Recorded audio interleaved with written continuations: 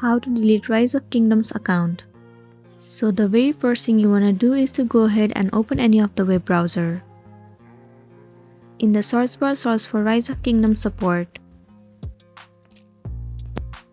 Well, in this page you can see how do I email Rise of Kingdoms.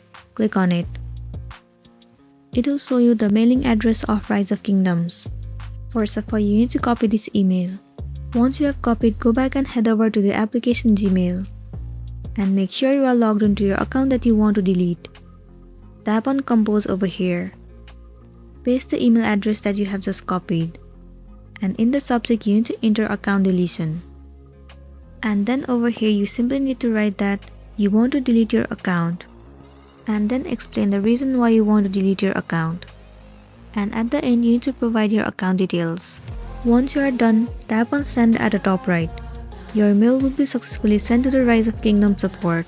And then within 2-3 days, your account will be deleted successfully. And then you'll be good to go. So that's it, and this was a tutorial video on how to delete Rise of Kingdom account. I really hope this video is gonna be helpful for you. Thank you for watching it till the end.